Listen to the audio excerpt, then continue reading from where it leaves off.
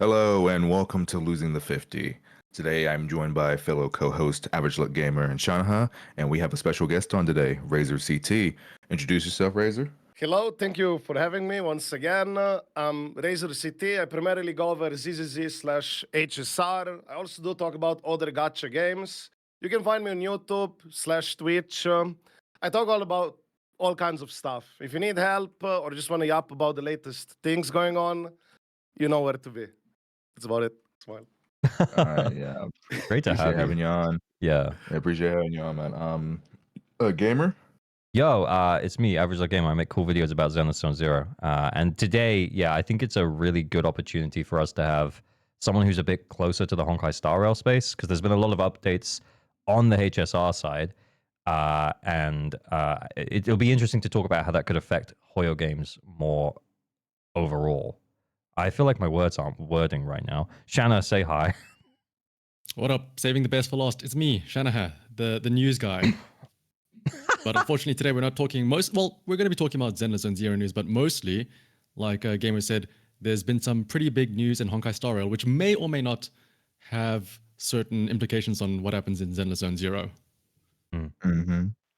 Kete. I've seen so many videos on it, man.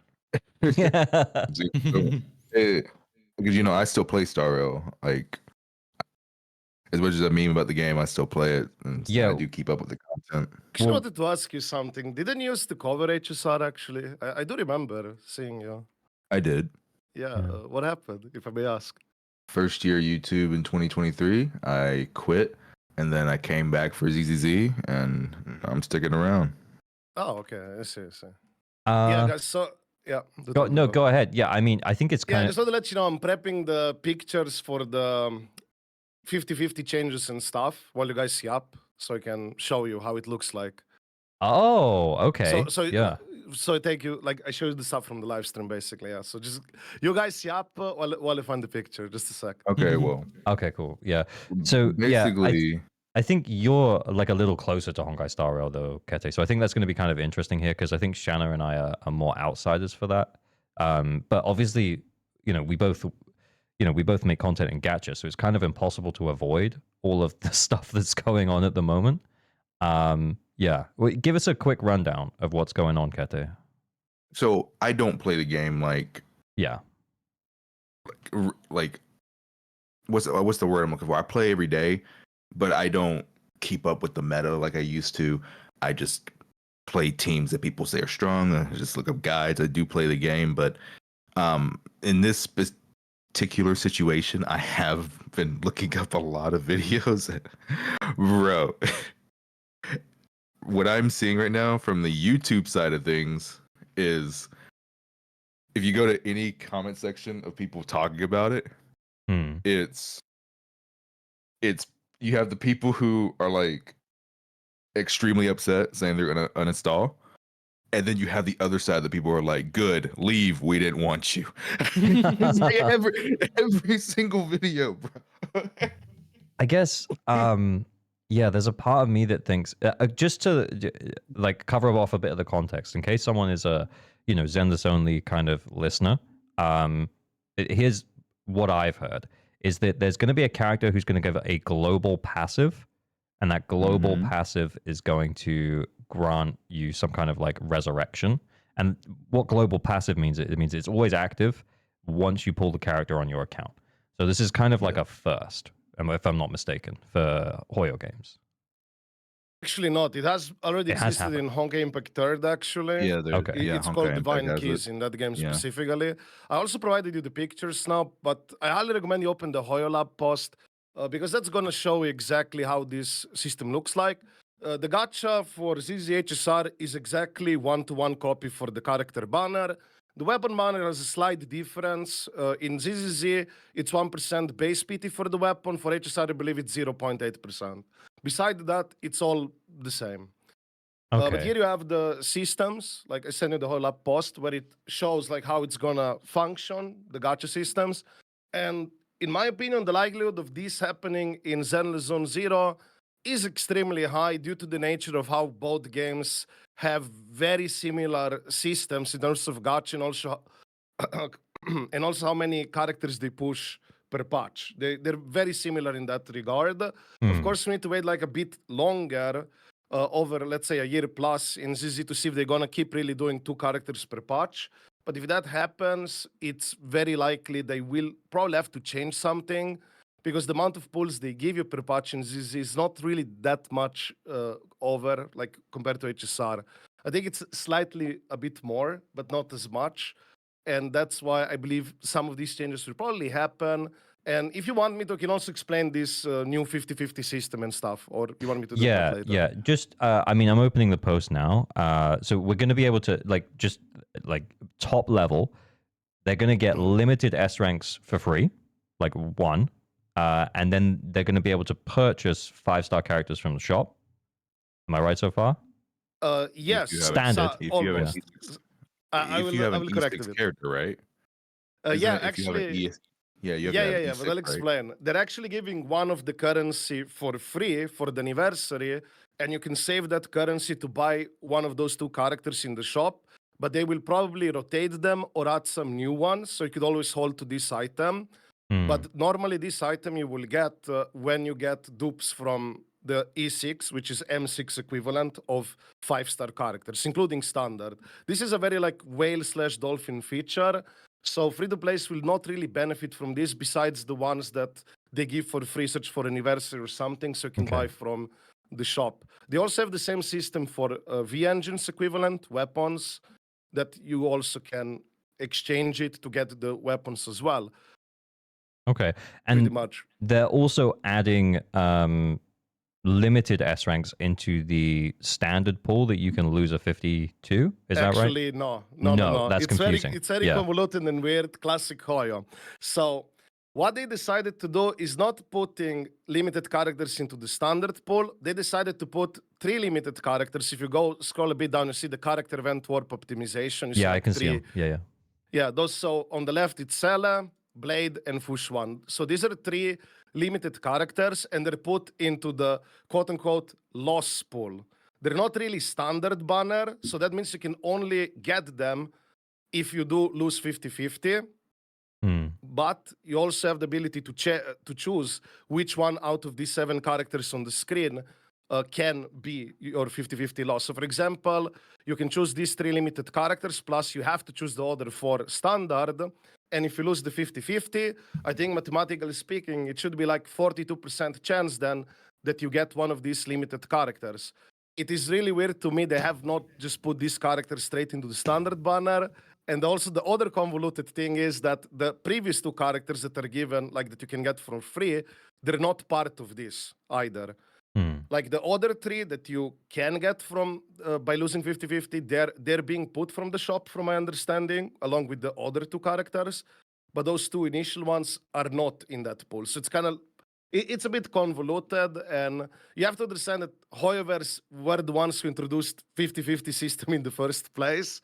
And this solution, if you ask me, it's not as good as it could be. Because in most other gacha games, they would generally just put the characters into standard banner and not do it like this half weird way they did it. Okay, It's so- still better than nothing, but yeah. You know, I get it. But I guess the follow-up question is why are people pissed about this? They're primarily pissed, I would say, not about these characters as much, but they're pissed about the global passive, I would say. Yeah. Okay, so that's what people. So there's a lot of things. Do we think that maybe what they were trying to do with this 3.2 update, adding these characters in, not to the standard banner, but yeah, okay, right, it's convoluted, and also giving away a free limited character. They're trying to kind of like paper over the cracks of the problems. Is that maybe what's happening? That's how some people feel like it, that they're just like trying to, smoke and mirrors. I don't know if that's the right English saying, but basically, hey, here's the free stuff. Please forget about these problems, because even in the live stream, they spend very little amount of time talking about the global passive. Like very quickly, they just glossed it over, and then like, hey, please focus on the other shiny things, right? So that's the perception some people have in the community, I would say. But generally, I think a lot of people are, from what I see, at least from the Hoyo sphere, are quite happy with the free characters or having this like lost pool. But people who are a bit more experienced in the game, see that it's not really that good because lots of these like the characters you can get from shop, they're not exactly the top meta characters. They're kind of like, some people would say falling out of the meta or not like as good as they used to be. And also Yeah. the characters that you can lose the 50-50 to the new limited 3 characters, they're equivalent of like Ellen Joe, like really old stuff that's not good. And they're also willing, yeah. I love and the way actually that they're we can also- say Ellen Joe and we all know what we mean, even though it Everyone was like understand. actually like 6 months ago. It's the same. It's the same. Yeah. The same thing happened in HSR. So when I actually started covering ZZZ, I believe I made a video which was literally saying like you can easily skip Ellen Joe, just wait for Miyabi. I didn't even know what Miyabi did back then. I was just like, yeah, first character in Hoyo game, 5-star limited. It always gets shafted one way or another, or does not become popular, or not really much used from what Yeah. I've seen across all their games. Yeah. But actually, there is another thing. Buffs. They're also going to buff old characters, and they said they're going to do it in 3.4 patch. Currently, this was the live stream for 3.2 patch, yet they made the announcement, hey, we're going to buff them at the later time, and people are also not necessarily some people are happy that it's happening, but others are not happy because they just announced it. We don't know what kind of buffs are going to be, and it feels like it's taking very long time just to buff these characters. Yeah. And also these characters you lose from the 50-50, the new one, limited characters, they're not yet buffed, so they're not really necessarily that desirable anyway. So you have 2 groups of people, but I think the majority are praising a lot these features, but people who have a bit more experience with gachas or systems, which is not the majority, obviously, would see it's not as great. However, the global passive is the biggest issue. And I can also delve on this more from experience from other gachas, how other gachas do it compared to this game and so on, Yeah, if you want me to. Yeah, I would like to hear that. But just for 2 secs, I think Kete was about to say something, so we'll just... Oh, yeah, my apologies, yeah. No, that's all right. Yeah, you were like mid-flow, so it's all good. Kete, what did you have to add? Was there a question or... Oh, it was that I've been playing gacha games for 10 years. I've Oh. played other gachas that have done this Perfect. global passive stuff. So Yep. I can understand both sides, really. Hmm. But I will also say, like when Razor was saying more experienced players didn't think that these rewards were that crazy.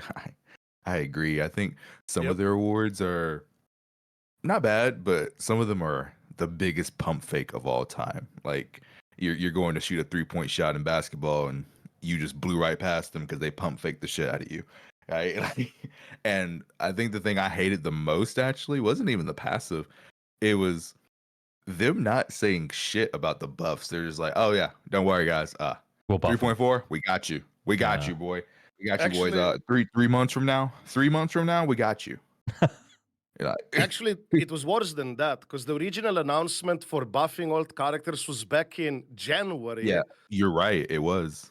And probably back then they already knew the date that it's going to be 3.4, but I assume in January they probably didn't want to say, hey, it's going to be in 3.4 because people were like, we don't want to wait over half a year or something.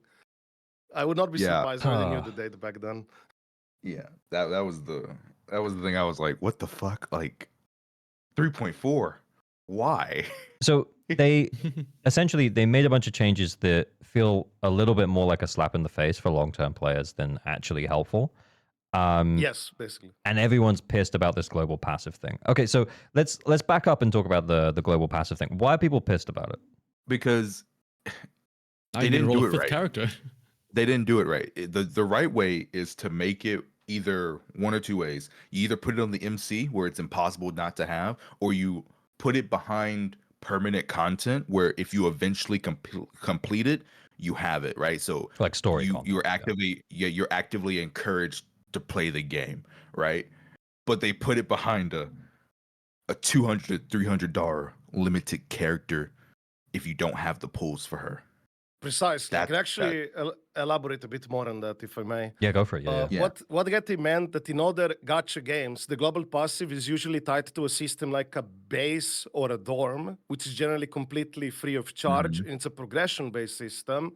And you just put like resources in there and you get like the levels up or whatever, and you get like global stats for your entire account. Yeah. Whales can spend usually like to progress faster, but free-to-plays can do it just fine. You also have sometimes games where the passive is tied to like how many characters you have on your account or something like that, and not to owning a specific character. The problem specifically for me with the global passive implication is that Hoyoverse as a company is willing to take features from other gacha games and pump it up to 11 to make it worse for the consumer than it already is. That I would say this is the big concern, because you could have global passives, but they just made it like a far more premium, expensive version than what other gachas would offer you with this type of stuff. And I would say, literally, for HSR, they're being very greedy compared to other mobile gacha type of games. And I also notice a lot in the community, people treat HSR as this is a PC game, but to me, it feels pretty much just like a mobile gacha game. However, they do have quite like, how to put it, a lot of expensive stuff, I would say, and very, very greedy. So I would be also kind of concerned for how this could end up with ZZZ. Of course, this is not as popular as HSR, but you never know, right? Yeah, I guess if Hoyo was going to introduce it into other games, you would think that they would do it makes sense to try Honkai Star Rail first with this kind of stuff. But then I would like if I was thinking about Hoyo's other games, I would kind of think that they would try Genshin next, as opposed to jumping straight to ZZZ. No. No, because I would say that Genshin feels, at least, it's more of like a PC console type of game. To me, ZZZ and HSR, the way they're designed, like the shop and all the stuff they have, the systems, it's very mobile. Like, you know, all those bundles you get, or you got you have in ZZZ as well. Or remember that bundle where was like when Miyabi came out, you could like buy it to get like some gems per day and batteries or something like that. Oh, I remember. Yeah. Yeah, so like all of these little things, that's very like mobile, like gacha typical game stuff, which Genshin doesn't really have to that extent. That's why I'm not sure if they would necessarily go that hard with Genshin. But even Genshin lately, since Flatland, I also forgot to play Genshin. They started doing this stuff, like more, like pushing more, you know, aggressive practices. And speaking of aggressive practices, like if you want me to tell you, it's basically the problem comes down to, I would say in HSR is a similar type of thing. Back-to-back character packages constantly. Yeah, and that's the true. more the weapons are the baseline on not 100% gacha system, it can be very tough for players to keep up getting the characters. Because, for example, in Genshin, you have the mix and match option much more. You have more like baseline 4-star characters to be able to use with your 5 stars. You also have the elemental reaction system. They also push generally 1 5-star per patch. And actually, I will find you a post that shows like the amount of gacha pulls, like how many you got in the last 5 patches for all these top games, HSR, ZZZ, Genshin, even WoWa, and you'll be able to see for yourself how bad actually it can be. And I believe ZZZ will probably have to have like a change in gacha, like similar to HSR, if they keep pushing this many characters constantly. Because I don't think it's enough pools, how much they provide. Because for other typical gacha games, they give you options to be able to get characters on the side as well by playing the game. Because they usually put them like in standard banner delimited characters. So you have like higher character acquisition rate. So for example, in Genshin, you will have a higher character like ownership rate on your account compared to, let's say, HSR or ZZZ of how they work. Oh yeah, sorry if we talked a lot. No. Just in terms of how many pulls you get and stuff. No, I get it. Yeah, I'll get you the post with the. With That's the okay. stats. Yeah, Yeah, you guys see up while I find it. But yeah, go. I do think the whole thing is quite interesting though, and the whole global passive idea, and that's what everyone seems pissed about. And I think I've heard kind of rumblings of a whole bunch of content creators stepping away from HSR because they don't feel comfortable with it, or at the very least not pulling castorice, which is the character that enables that global passive. And so go out on, of Shanaha. curiosity, so like obviously, like in the grand scheme of things, I imagine, yeah, like I understand the whole concept of just the fact that this is a thing, you know, global passives is a thing that's an issue because, you know, it sets a precedent. But out of curiosity, if I'm not mistaken, isn't the passive of castorice like you just get 1 free revive? Like, again, I don't play Star Rail, or I don't play Star Rail anymore. Like, is that a big deal breaker? Like, is that like that powerful of a In buff? itself, in itself, No. not really. Ah, okay. It's- But it's obviously, more like, yeah, about- it sets a precedent though for what could come in the future. Yeah. Yeah, basically slippery slope, because then it doesn't become a game necessarily anymore where it's like I just want to have 4 characters in the team, but it's like I want to have 10, 20 different characters of these global passives. I don't think they would go that far, but you never know. But the problem also would be how they balance the end game content around these global passives, because there's more of them, they would exist. The devs would have to develop, like, balance the game around its existence. And if the acquisition of them is only through premium characters, it's not good. I would say itself, the problem is the practice itself of how they decided to monetize this compared to other games. It's much more egregious. And also, yeah, important factor. A lot of people are also worried that this standard, that this thing will become a standard and trickle in other gachas. That's what Yeah. a lot of people are worried as Yeah. well, because they don't want that. I think that's a very good thing to actually worry about because, as we've seen, Hoyo has such a massive influence on the gacha space. Yeah, they I introduced mean, 50-50. look at Kuro, bro. Very true. Like people love Kuro games. You see a lot of praise for Kuro on YouTube, right? But genuinely, what Kuro does is they take Hoyo's model and then they put their own little twist on it, or they'll add some more stuff to it. But like they've taken a lot of influence from Hoyo, and some other games have also taken a lot of influence from Hoyo. So absolutely, that is something to be worried about. Like people look at Hoyo and they go, okay, what can we do that they're doing, but in our own little way? I mean, my God, every new gacha game coming out, except for a few, like there's a few that haven't, but a lot of the bigger ones have the 50-50, and I'm so tired of the 50-50, bro. Yeah, me too. 50-50 split so banners tired of between it, weapons bro. and stuff, and then you have I'm like so fucking multiple tired of it, mindscapes or bro. whatever. Yeah. Yeah, I sent you the It's link, by the brutal. way. You guys No, can I've got check it out. open. Yeah. Ah, okay. I was looking at it. Yeah. It does seem like You can scroll ZZZ gets down, yeah. more than HSR, Genshin, and Wuwa though. Yeah, which but is I recommend you kinda nice. scroll down so you see like how actually it looks, how many patches it takes, for example, to get a 6 dupe character with 5-star, like 6 characters, 5 weapons guaranteed. Oh wow, Like, you yeah, that's can- crazy. Yeah, so in see Wuthering how Waves that'd be Wuwa- 11 patches, and then ZZZ Yeah. would be 17 and a half. HSR would be 20, and then Genshin Impact would be 23. And that kind of lines up. That kind of tracks with how player friendly I feel that those games are. I would Yeah. kind of put them in that order if I'm totally honest. Although I say that, but with all of the HSR stuff going on, I don't know anymore. Yeah, I would be no, very bro. skeptical because it's the same company and you never know. They didn't start like that in HSR, because I played HSR from close beta 3. It seemed very like, wow, it's so many cool features compared to Genshin, and look where it ended up. That's why with ZZZ I'm a bit more, on guard, not as like, oh, everything's so much better than what HSR offers or whatever. Because you never know. They can just flip the switch like Yeah. they did for their previous game. Because I So- think, to be honest, that's kind of what brought a lot of people over into HSR, was that there was a lot of like, oh, it's so much, like the systems are so much better quality than Genshin. features, and, so much better it was, yeah. I remember I kept hearing the same thing, so much better than Genshin, so much better than Genshin. And at the time, I was dabbling in Genshin. I was casually playing Genshin, and I tried HSR just simply because of all of the fuss around it. I wasn't making content at the time, of course. And then when Zenless comes out, yeah, I think you're right to kind of be on guard, because it's still a Hoyoverse game. At some point, the shoe is gonna what's the expression? The shoe is gonna drop. I don't know. Yeah. Something's I'm not gonna sure. happen where they introduce a thing and it'll be like, oh, that's actually really unfriendly, and we might not even be able to foresee it. Kind of like this global passive thing, but at some point, it's probably gonna happen. I'm gonna be real, bro. I think, okay, people are gonna call me crazy, but I'm sorry. Do it. This is just how I feel. Mhm. I took a year off of Genshin. I started playing again like 2 months ago, Yeah. and my account, even on my like non-whale characters, like I'm still able, like my C0s, like with just like one 5-star weapon, like teams, I'm still able to clear the abyss.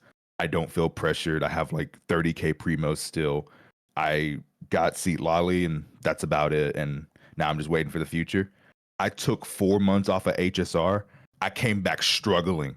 it took a minute to get back. You know, it took a minute to get back in. I was like, holy shit, what the fuck's happened to the MOC? I was like, God, he won't fucking die, you know? Like, I don't know, bro. I feel like Genshin's actually the most friendly. I know that sounds crazy because people would always say Actually, it's not. Genshin- It's Yeah, I Genshin actually can- kind of, the more I think about it, I actually Yeah. don't think that's because I don't really play HSR. Like I said, I dabbled when it first came out, but I've dabbled in Genshin for quite a long time and cleared endgame content for quite a long time. And I kind of dropped it when Zenless came out. But I was running semi free to play teams. I was running Raiden Shogun with like 3-4 stars. And I was fine. I mean, I don't know if that will still be okay when I go back or if I go back, but where do we see then Zenless Zone Zero stacking up in between Genshin and Honkai Star Rail? Do we think we're going to be in that position where we need to keep up with those endgame units, or not so much because ZZZ is more skill based? I can tell you if you want me to, or somebody else wants to. Let's get some thoughts, and then you can. Give, All right. Yeah, go on, Kete. What do you think? Gamer, let's be honest with the audience, bro. Me and you, if it was like 3 to 4 times a week, we'll have a Discord call for 2 hours talking about this, man. Mm-hmm. It can go one or two ways, and I just don't know, man. Yeah, I just don't know. It can literally go one or two paths, and I just don't know. I really pray that it goes the good path. yeah. I think for me, because I remember it's like a really old video. Maybe I'll link it down below here. But it's like an 8-year-old video, and there's this guy. I think he's like a Clash of Clans mobile gamer guy. And he made like the mobile game Clash of Clans, and there's this extract that I think always gets clipped of him basically saying that you never want to make a skill-based like free-to-play game, because if it's too skill-based, your players won't spend money. And I wonder with Zenless Zone Zero, like, do we keep going the way that we're going, where we're able to still clear the end game with, you know, subpar characters, A rank characters, stuff like that, or are they just going to keep pushing that bar up until you can't anymore? You know, and I don't know how long that takes. But yeah, Razor, what are you thinking? I have a lot to say about this stuff. Hmm. First of all, according to multiple TCRs, I mean, you can even check it for yourself if you want. The HP inflation in sheer defense is very real. It's almost triple HP increase compared to the start of the game. It's not really stopping. This is true. Yeah, this is normally how the call starts with me and Kete every week. Bro, did you see how much HP that thing had? Yeah, exactly. Actually, exactly.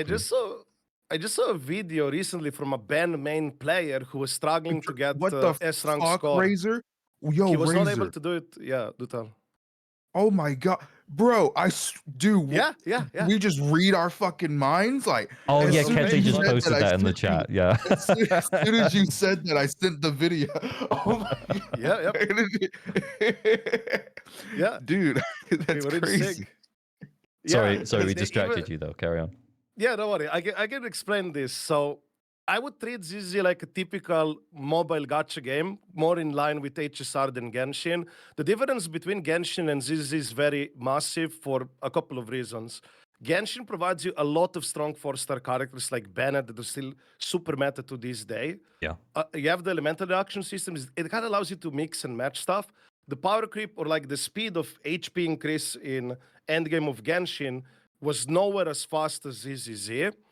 Also, Genshin doesn't push 2 characters per patch necessarily all the time or back-to-back packages. In this game, it's much more aggressive with that, like having more S-rank characters than A-ranks. And more people will have a harder time be able to clear with all their characters.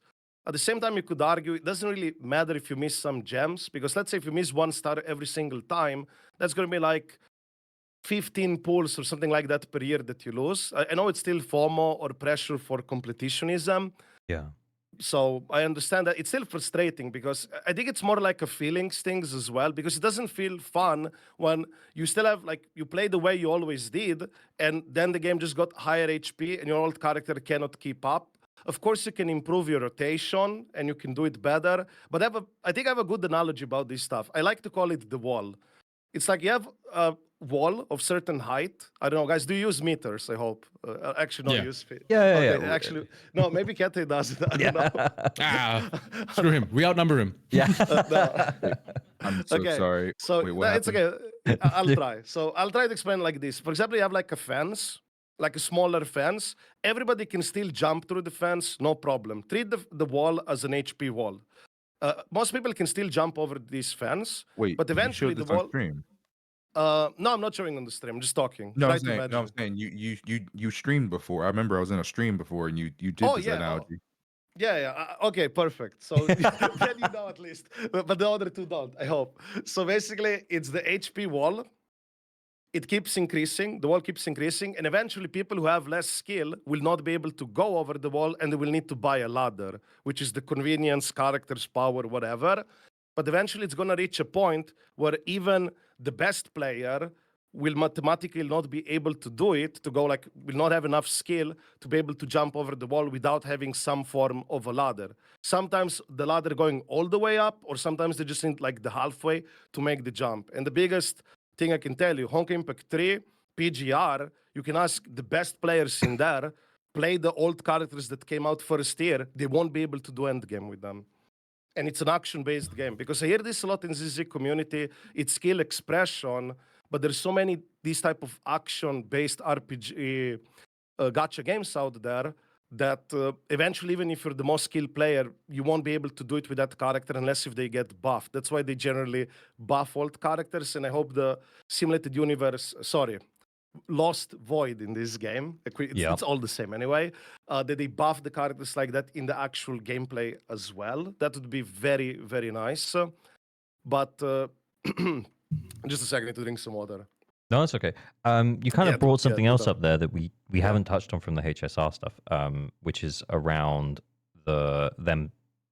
Oh, wait, no, we did talk about that. Sorry, my brain's not working. No, you carry on. Sure. Also, the thing you mentioned, that was the video called Let's Go Whaling from that guy. And like he said, if the game is too skill-based, there is no reason to spend money. And that's why these games will never be designed in a way where you can be like, I have pure skill, I don't have to engage with these systems to win at the game. They will always want you to, like, you need to spend stamina to build your characters, get the gear, pull something. They always want you to engage with the systems to give you reasons that you buy. If it was just like some other games where you can like cheese with level 1 characters or whatever, that's not gacha, they would not be making money. And that's why a lot of these mods, like even the tower, has like a 10-minute timer or something like that, probably to prevent this type of cheesing. So people are still like forced to interact and build the characters. And remember that endgame mode we had in ZZZ with no timer? Why do you think it's not being brought back? Yeah, the disputed note. It was only there when Caesar came out, and it was like a defense check, not necessarily a defense check, but it was like the characters. It's like a skill check of like, can you dodge? Yeah, the enemies hit so hard, and they did that specifically because it was like, oh, Caesar's on banner. What if the enemies hit really hard, guys? Here we go. No, that wasn't.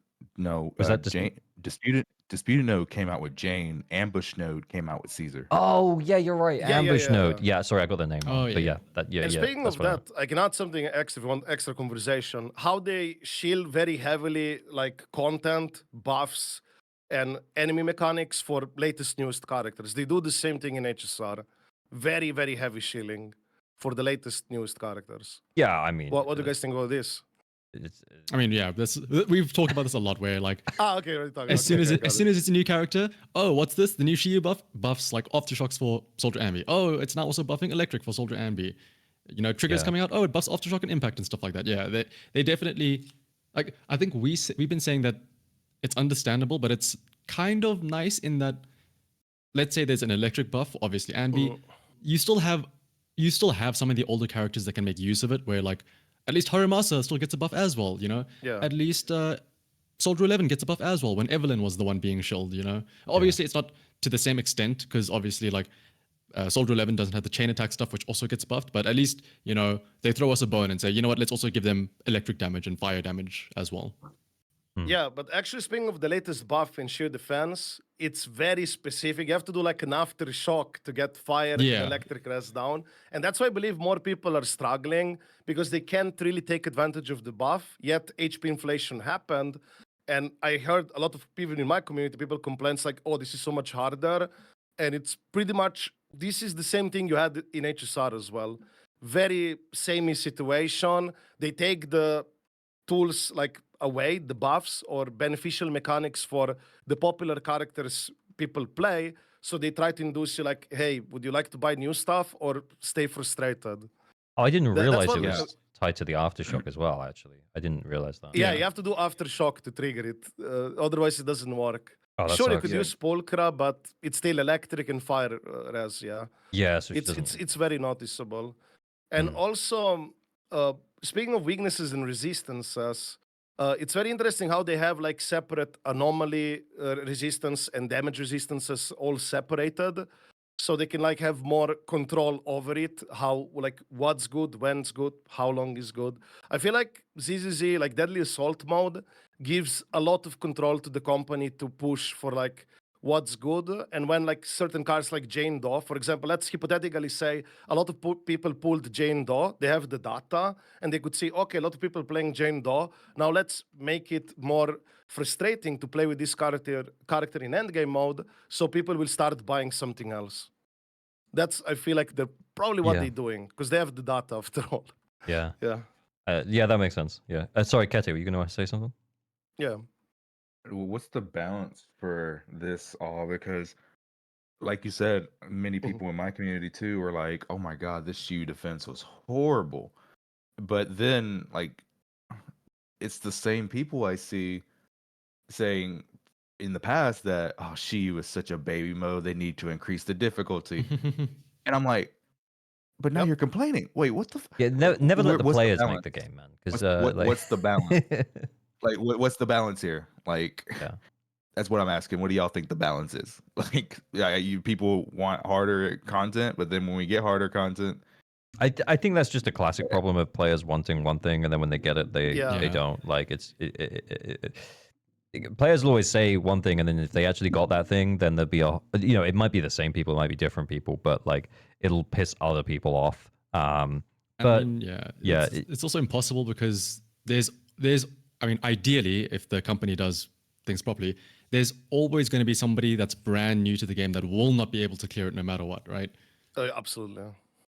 So, yeah, so if honestly, they continue to balance around, early players, Yeah. day one players, then it kind of the end game shouldn't be hard. Okay, this is maybe a hot take.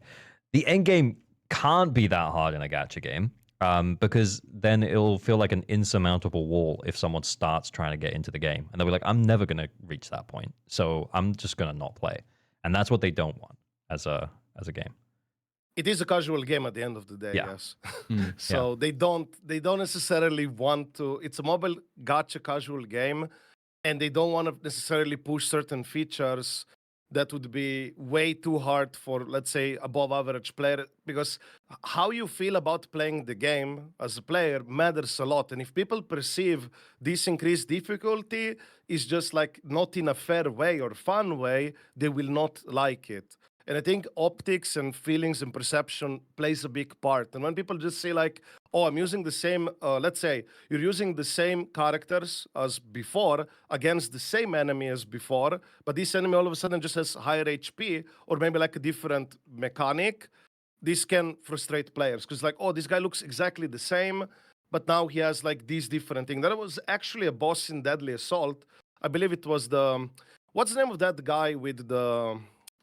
It's the weekly boss. I don't remember the name. Notorious Butcher. Yeah, Notorious Butcher. Oh yeah. Yeah. There were two versions of the Butcher, not the Eater one, but like the regular one. Two versions of the same enemy with a different mechanic in Deadly Assault. And people don't necessarily always like that because in HSR, for example, they also love to change weaknesses and resistances of exactly same existing enemies. Like this end game mode time is like, I don't know, weak to electric. The next time, literally the same enemy, not even like a reskin of the character, literally the same enemy, different weaknesses. So they also like to do this type of stuff, and it can annoy players, I would say, absolutely. because it doesn't feel like, oh, it's not really my fault. Like I already learned how to play against this enemy, but now they just changed like the stats of this enemy, so my older characters can't keep up with it. Because do remember, characters have fixed motion values multipliers. They can get buffed externally by teammates and so on, but there is a limit to that as well. Meanwhile, content keeps scaling up. And it can be frustrating for players, I would say. I would think it's reasonable, but you also have people, just like Kathy said, people who will just complain no matter what. I don't think we reached that point where it's that bad, but there are already signs in place, if you ask me, that I would not be surprised at all if it's going to turn out something similar to HSR. And I did also play for context Honkai Impact 3 for over a year, and yeah. Let's hope we don't get the leaderboard, okay? Whenever I log into my Honkai account every now and then, Honkai Impact, by the way, like I'll just be playing sometimes, and then I'll be like, oh, I need to re-gear this character. They're called Valkyries. I need to re-gear one of my S-Ring Valkyries, and I'll go to re-gear, and then I'll look at my Valkyries I have, and I'm like, oh shit, I forgot I had these characters because I haven't touched them in like years. I was like, oh my god, some of these characters I haven't used in so long, I forgot I had them. Like that's how bad it is in Honkai Impact. Like that's how bad. Like some characters are just not viable at all, bro. It's sad. So I hope we don't get to that point.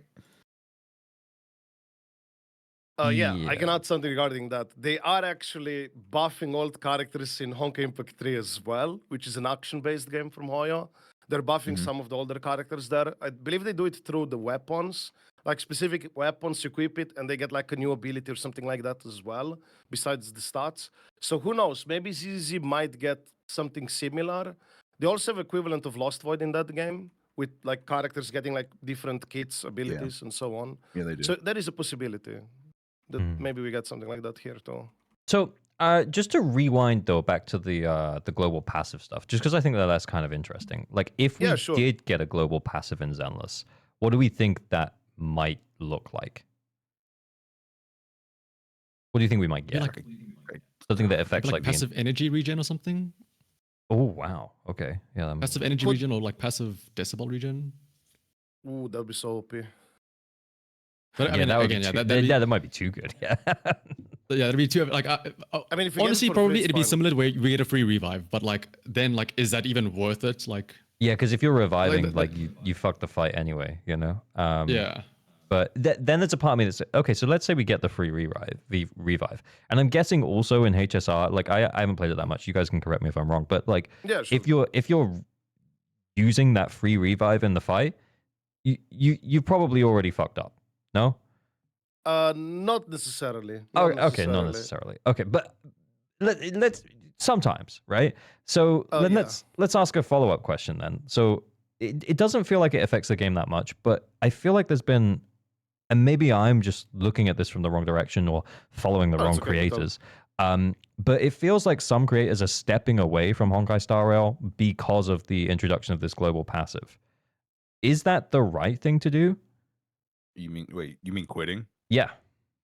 Yeah, they are, some of them, yeah. Yeah, like wouldn't say all of them are quitting. No, I didn't say all of them, and that's why I said that. Maybe I'm just looking at the wrong creators. Say the majority I've seen are just really upset, but they haven't said they're gonna quit. But there are definitely some bigger ones that said they're quitting. Like I guess the one people know the most is Gacha Smack. Yep. Yeah. Said he's quitting. Is that the right play, or is that just someone using it as an excuse to step away from the game? I would like to add something regarding that. Specifically for Gacha Smack situation, there were other compounded things on top of that, and I would believe that's like more like breaking like the straw that broke the camel's back, as opposed to basically there was already other things he had problems with, and I think that was just like the final thing for him. And so I don't think it was people who quit. I think it was also because of other stuff happening on top of this one. Yeah. Like the how they handle like the buffing old characters or the systems changes, or how the anniversary was very poorly done. Because like I haven't watched it live, thank God, because the first 27 minutes they're just telling you story spoilers, and then near the end they had the good part, and it was like the stream was like 50 minutes, but in reality, it could be easily 15 minutes instead of 50. Like it was so like the actual information was so little, and I feel like they just padded it just to make it longer and feel more like special, whatever. It was really weird. A lot of people did not like the live stream in general, like the itself presentation and stuff. Yeah, that's fair. Do we think then that separate to that, that maybe not pulling on the character that enables that global passive is what players or players and content creators should be doing, or are we just okay with it? Are people voting with their wallets and not pulling? What do we think people are doing about this global passive search? I'm sure people. Well, hang on. Also, firstly, I'm assuming castorice obviously has the passive, but I'm assuming they're also like a regular character as well. Like, are they at any point like a must pull just for like their actual gameplay as well, or is it purely just for the passive? Her gameplay is also very strong. Like she's also a very strong character. She's not necessarily. She does basically everything. People would say, like damage, healing, like everything you want. Yeah, I mean, literally just before this podcast, I was listening to Mr. Pokey talking about like getting a bit of pressure that maybe he shouldn't pull castorice, but that he was still going to. I didn't finish the video before we started this. But that would seem like the indication that I was getting is that like it feels like there's a bit of pressure from the player base that that they shouldn't be pulling castorice. But I mean, there's a part of me that thinks like, A, we're the English speaking audience for this game, so we're not the biggest audience, and B, like the people who watch the content around the game is maybe like 10% of that, So it's does it really matter if Mr. Pokey decides to pull him? Yeah. See, like that. This is castorice, where like the global buff and all that stuff is just a revive. What's gonna happen when like it comes out that like there's equivalents of like a new Void Hunter, Miyabi equivalent, and they are also with the whole like global passive. It's gonna be a lot harder to say, oh, you know what? I'm gonna take a stand against this. I'm not gonna pull the strongest character in the game for the next foreseeable future. I will take a stand. Like it becomes a lot harder to argue if that's the case. Yeah. I just think the whole thing is quite an interesting situation, but I also think that it's a bit unnecessary to kind of put it, and it might be more of a community thing, but I think it's a bit unnecessary to kind of push for a content creator or someone to not pull for it when they cover that game. Do you know what I mean? Maybe I'm just... it's understandable. No, it's understandable because the reality is you can say vote with wallet. You can have like 1,000 people who don't buy the character, but it takes one whale to cover for all of them. Yeah, so nothing's really gonna change anyways. Plus you have like really good anniversary events, quote unquote good for the whales. Basically, they're doing a spending event, very similar to Honkai Impact 3, Katy probably knows, but they made a worse version of it, where in this game, like, what's the premium gems called in ZZZ? Polychrome. Polychrome. Actually, are they polychromes? Because you mean monochrome, like the one you buy? Monochrome. Yeah, all right, sorry. So like you have to buy monochrome, equivalent of monochrome, to reach certain goals. But you have to buy like 20,000 of monochromes to be able to fill all the entire event to get all the goodies, and you'll be able to get like the items that will allow you to exchange the character from the shop and weapon as well. So there's basically an event that promotes topping up, spending money on equivalent of monochromes, and this is only for spending players. This is not like you can use the regular polychromes to fill up this event and get the rewards. I would not be surprised ZZZ is going to do some anniversary like this as well. Obviously, the top-up reset as well happens. So there's a lot of like these incentives for people to spend money this time around. That's why I think they're going to make a lot of money from whales, because these systems are really, quote-unquote, at least in whale size, probably perceived to be like really good for them, or like better than what you had last year, at least. Yeah. And it's very likely they will more be prone to spend. Yeah, and plus I think castorice is it's not a weak character, and she's also pushed as like a girlfriend waifu type of character, similar to what Firefly used to be last year. If you heard of that character. Those tend to go down pretty well. Okay, and I guess I was going to add something there just around the. We already brought it up again, like that "Let's Go Whaling" thing that you mentioned earlier. Yeah, I watched that quite many times. Yeah, me too. There's also something else in there where he's oh fuck, my brain stopped working. Oh no, I had such a great point to make. Oh my god, cut that. Just cut it out. Kete, what were you gonna say? Hey, no, that's how you gonna put me on the spotlight like that? What You the were gonna say something. I can say stuff if you want me to, no problem. No, I got you. I got you. Okay, okay. I guess I'm part of the problem because right now my second team on HSR, it just ain't it. Like I'm barely getting through. Like, and I think I'm part of the problem because I'm probably gonna pull castorice. Yo, he said it. Oh my god. Oh no! no. Time to cancel Yeah. Kete. Okay, I remember what I was going to say. It's that don't tell your player base that 90% of the players don't actually spend money on it. That's like another thing that's mentioned in that video, is that most Yeah. players don't actually spend money. And it kind of brings it back to that point that you said earlier, Razor, where yeah, it just takes one whale to cover for the 1,000 people who aren't going to pull for someone, Yeah. right? So yeah, you can make a stand, but it just takes one person to be like, oh yeah, I'm going to blow, I'm going to do that. I'm going to reset everything. I'm going to C6 the character, maybe R5. And like on average, those 1,000 people probably wouldn't have spent that much money. Even if they were going to pull, because they would have just got C0, maybe. They would have just, spent their gems instead of saving them, and it wouldn't have really costed anything. So yeah. Anyway, The hard truth is, if you are upset with the game, you need to just quit. Because True. if you think that taking a stand right now is going to hurt Hoyo, I'm sorry to tell you, it's not. It won't. yeah. It won't hurt them at all. Remember It's Natlan not going to boycott? hurt them at all. Like, bro, like Hasn't there been Genshin like is 3 still- Genshin boycotts, by the way? Yeah. like This Genshin is isn't one. still making bank. It's not gonna hurt Honkai Star Rail at all. So like, if you don't like the way the game's going, you just need to quit, because it's not gonna. Gotcha. But just know that you quitting with other 0.1% that's leaving, because it's not even gonna be a huge percentage of people who leave. Maybe 2% at max. Like, yeah, because then there's most people who will say that they're upset with the passive, but again, like me, they're part of the problem. They're gonna still pull that. True. I would actually like to add 2 points here, specifically about the global passive. There are a lot of people are defending it or okay with it because it's on a waifu character. Imagine if they did the global passive with some sweaty dude. Oh boy! Personally, I would love to see that. Just just for the great content if it happens. Imagine But yeah. Lighter. Lighter had the lowest selling banner in ZZZ Yeah. so far.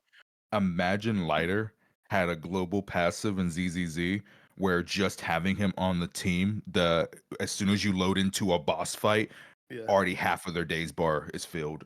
It would be tilted. Can you imagine that? Yeah. Except it shouldn't be Lighter. It should be an even more unappealing man when they put it on there. Like, because he's still quite an appealing man. Big Daddy. and plus, Alex Lee. I mean, I don't think any of us are gonna. He's the GOAT, right? But yeah. Imagine if it was like an unappealing, like, just fat dude. That would have been good. Oh, Yeah. Don't spoil Big Daddy. What the? Yeah, oh, Wait, let's go. I'm No, sorry. Big Daddy's cool though. Wait. Yeah, true. I'm just like Lighter. I'm literally just like Lighter right now. What was that monkey's name? Bellum. Oh, What was his name? yes, he says Bellum. Bellum. Yeah, it's on Bellum. Bellum. That Bellum. would be good. Imagine it was on Bellum. Yep, perfect. Oh my god. Perfection. Speaking of the boycott, or people leaving the game, right? There are other gachas coming this year, like very likely Argnite Sandfield, for example. Oh, yeah. Maybe an Anta too. And I believe the competition is probably going to be the biggest factor that could potentially hurt Hoyo if they don't change some of their ways. Because Ananta, for example, comes from NetEase, the same company as Marvel Rivals. So they're big money, so they could cook something really good that could put a bit of a dent in Hoyo, specifically for new players, because a lot of new players in gacha games generally, they have a harder time to join a game that's been out already for 5-6 years because they get overloaded with too much content at once. And it's Yeah. generally easier to start the gacha when it comes out and you start with it, basically.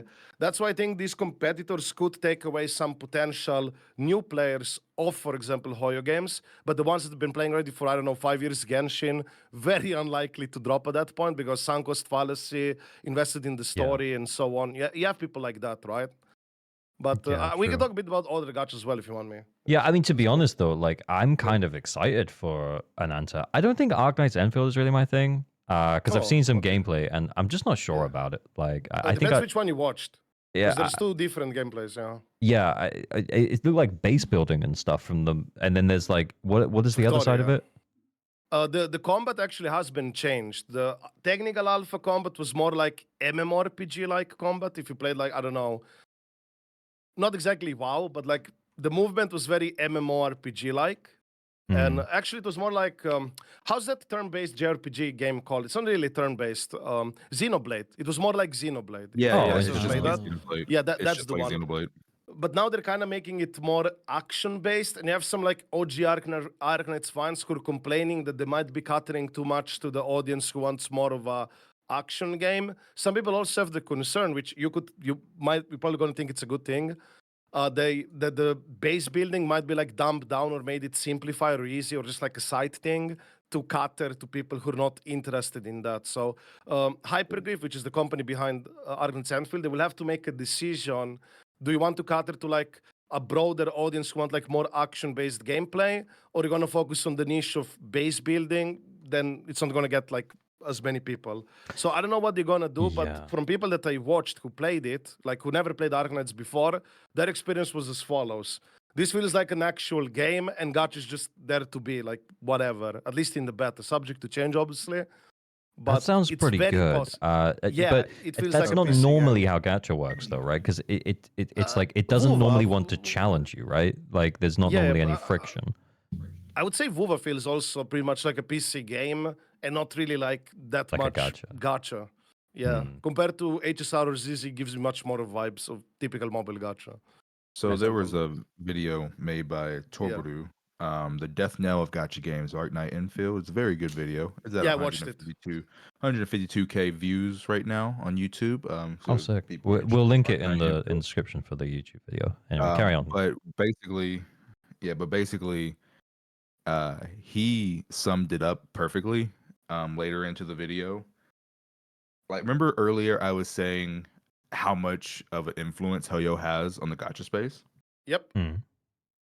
In their Discord, he was showing, like in the official Discord and like other places as well, there were so many comments for like quote unquote feedback and improvement for Arknight Infields that was just, well, in Genshin Impact, we could do this. So I think you need to add this. And HSR and Wuthering Waves, they also have this system. And I'm like, guys, we can't have the same fucking gacha game. God damn We already time. have those games.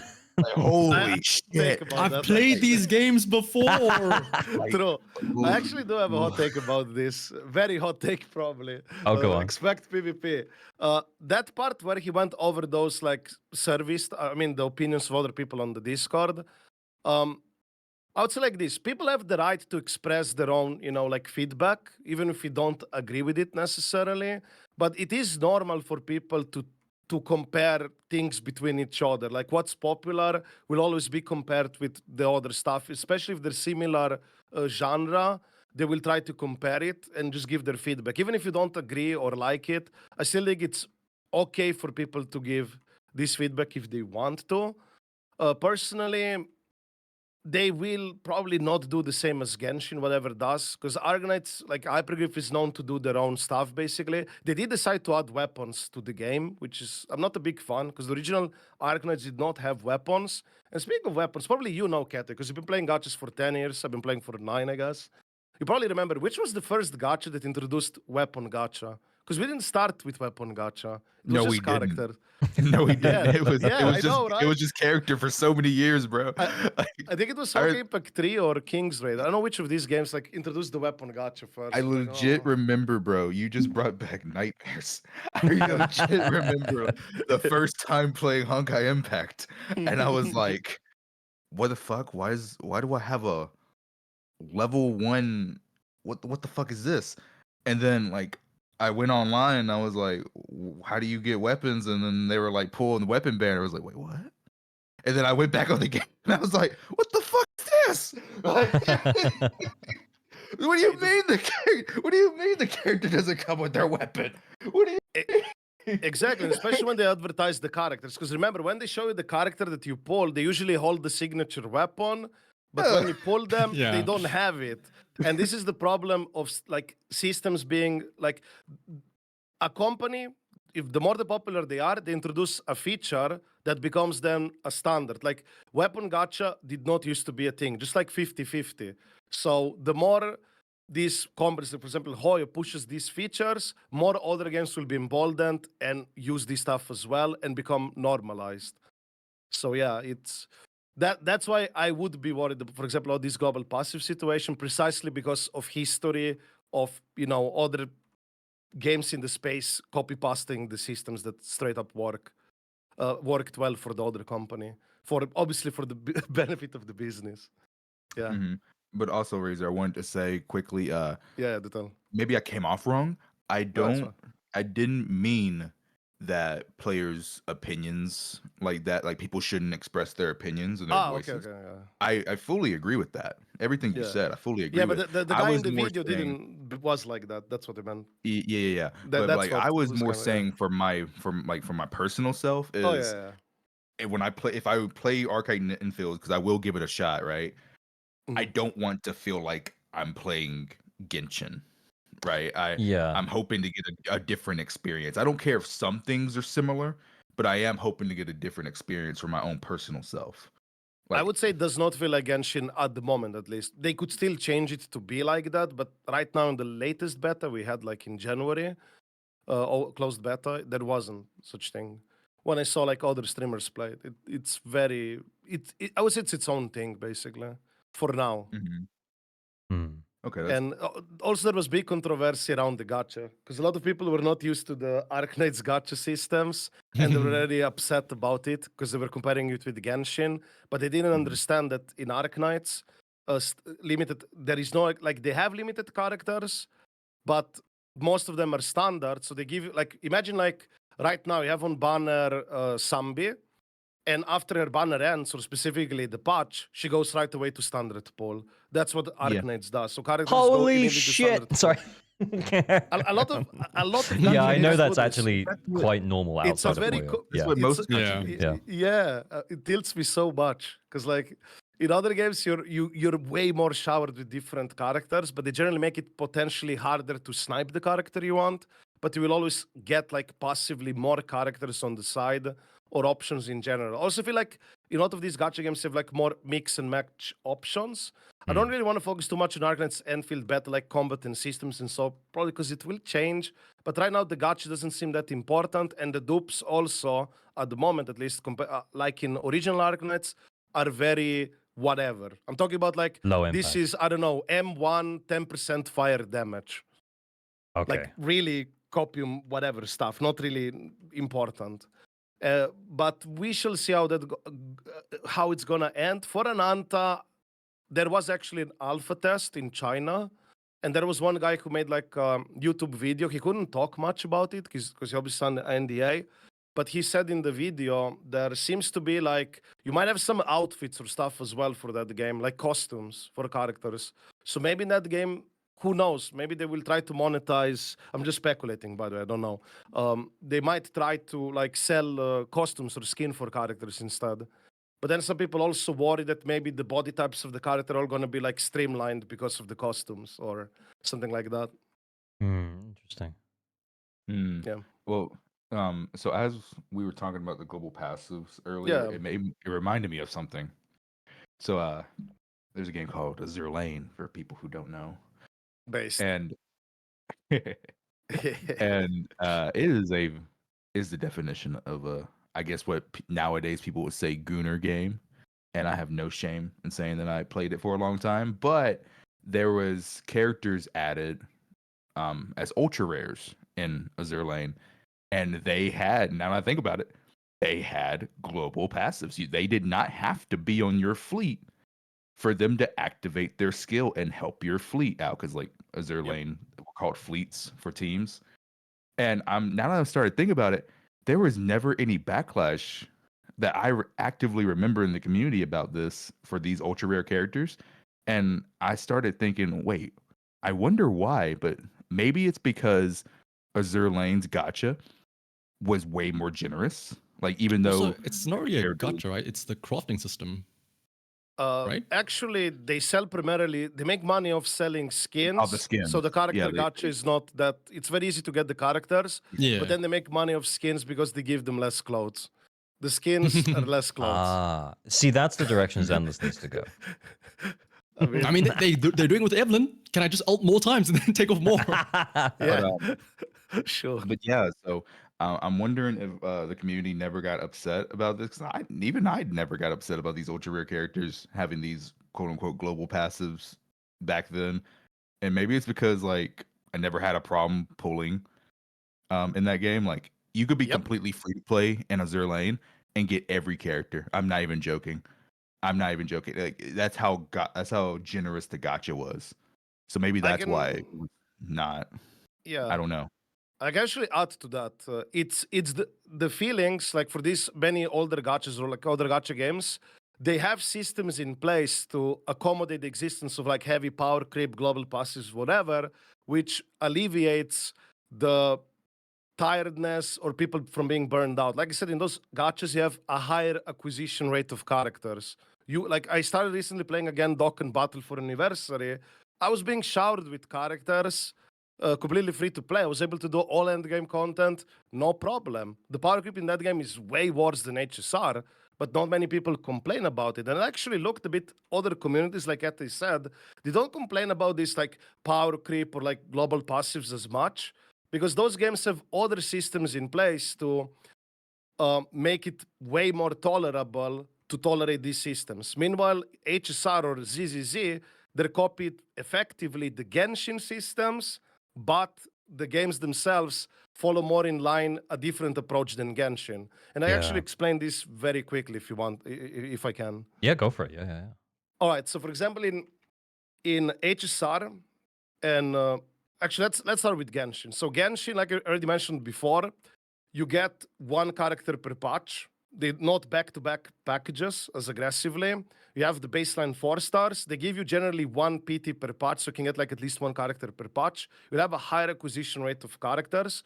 Meanwhile, in ZZ and HSR, they give you slightly more pulls than Genshin, but in exchange, you don't have that many good 4-star options, not many or at all 4 stars being released. 2 5 stars per patch, back-to-back packages, baseline weapons, more and more, with not 100% chance to get it. And you don't have also the ability to get characters passively on the site, like from standard banner, getting former limited characters or things like that. And that's what I believe burned out a lot of HSR players compared to those other gachas. Because those gachas, you will be showered with more characters. You'll be able to mix and match. You'll have like effectively more tools to play with as well. And speaking of a casual perspective, because a lot of people say this is only like matters for meta or something like that. Actually, also for casuals. Think of it like this: you play ZZZ or HSR for 6 weeks as a returnee player. You have like, let's say, 0 pulls on your account. You got the pulls from the patch, which is enough for 1 PT. You lost 50-50. You got the dupe of a character you already had. So you played for 6 weeks this game, and you got no new characters to play with or to collect in a gacha game. Other games, you would get something by that time. And I think that's also what frustrates the casuals, I would say. Frustrates me as well, bro. What do you mean? Every time I get a dupe Neko Mata, I also get pissed off. Yeah, but not just because like it's the bad character. You actually got nothing new. It's like, nothing, Yeah, nothing new. When I returned to Dokkan, I played for those 6 weeks. I got plenty of like even older or newer things to play with, something at least. Sure, you might not be able to target the specific thing, but you get something, which makes it more, I would say, exciting and tolerable for even for casuals. And I think also you might have some casuals who just drop the game, who like, I lost 50-50, didn't got anything new to play with, they drop. Because all people play like a gacha game to collect the characters, to play the characters, you know? And if you don't get anything within a patch, anything new, it sucks. It doesn't feel fun. Oh, Yeah, Yeah. I literally just got a comment on a YouTube Yeah. video a couple days ago that, not gonna lie, I really liked all of the stuff that Zenless was implementing, is what they were saying. Yeah. Because it was a long paragraph, so I'm trying to TLDR. But then they said at the end, I ended up uninstalling though after a few days because I lost the 50 on Evelyn. That Yeah, sounds about right. because then at that point, yeah, you get a dupe of a character you already have. You're like, I got nothing to, or even if you don't, and you get someone that you're just not interested in playing, like you don't want to play Or it's Soldier, not as good or strong Yeah. even. Yeah. Yeah. then it just, yeah, you can see why people would uninstall, and then the amount of currency that you get means that, yeah, you can get one character per patch probably. So Yeah, and also That's push it. a lot of characters per patch as well. 2 new characters and very little they give you to get on the side as well. Those standard pulls you get per month, it's very little. Plus they don't put former like they don't put limited characters in standard banner. And I think it's very frustrating. And that's the factor I noticed with a lot of old gachas, why people tolerate it better. Because they just get more stuff to play with and they are not so much bothered about, let's say, bad power creep or global passes, because you could say some games, especially power creep, is even worse than HSR or ZZZ or whatever. But they tolerate it probably because of these systems. But Hoya, for whatever reason, just refused to do it. They just don't want to change it all the way. yeah, I mean, They did like a half-assed way in HSR. yeah, it kind of comes down to there's no real need for them to. Yeah, like, and I feel like Yeah, this is pretty kind of much. where we started from with this conversation. Is that it's like, well, I mean, it's like we can complain about it, or I mean, like, they did change it. They were forced to make a change, actually. So there was like, you can say they recognized their system is unsustainable and there was a problem in HSR and they changed it. But the change for the 50-50, it's very half-assed. It's like, it's not even close to what other gachas would offer you compared to what they did. So yeah. that's that. Also, my Sorry, apologies if I yap a lot. By the way, sorry. No. I yap a lot. No, we know, we know. Like it's good though. It's good. Generally, the podcasts I have with people are very long. Just Well, I'm sorry. Because Yeah. Razor, you gotta understand, because we Yeah. knew going into this one we were gonna be talking about Yeah. HSR, because like usually you only talk about Zenless in our podcast on losing the 50. Oh yeah, fair. But since we knew this time we were gonna talk about HSR and potentially other gachas, Yeah. AOG and Shanaha knew that they were kind of just like take the back burner, and you Yep. would talk the most and I Yeah. would talk the second most. And Like, that's why they- I'm just they asking knew- questions, because I'm like, Yeah, feel free to ask. It's yeah, that's fine. yeah, it's fine. I guess though, maybe it's not a bad point to kind of transition back over to Zenless, because Of course, yeah. we've had some more information about Trigger, because we've had the early access info on Trigger, and now we have confirmation as to her engine being basically Nicole, which feels to me like the most I don't know how to phrase it. It feels to me like the most, well, you should probably pull the engine moment that we've had so far. How are we feeling about that? Engines keep getting better. That is true. Yeah. Engines keep getting better, bro. Like it's like every new batch of characters, their engines keep getting better. Are we gonna keep going down this path? Because if we do, it's kind of worrying. Engines are just like the limited agent banner engines are so much better than the free to play. It's ridiculous how much better they are than the free to play engines. Like Genshin, I know we talked about Genshin earlier, Yep. but Genshin doesn't really have this issue. Yeah, some of the limited S rank weapons in Genshin are really strong, True. but Genshin has so many amazing 4-star free to play attainable Yep. or 4-star gacha banner weapons that you never ever feel pressured to get a weapon unless you just really, really want it for one of your favorite characters. You almost never feel pressured in Genshin to get a weapon ever. I can't remember a single character that like absolutely needed their weapon or they just couldn't clear. I can't remember a single character. Maybe there is one, someone can correct me, but I can't remember a single character. And Maybe dude, not just when they're look at- pushing more for the weapon angle, I guess.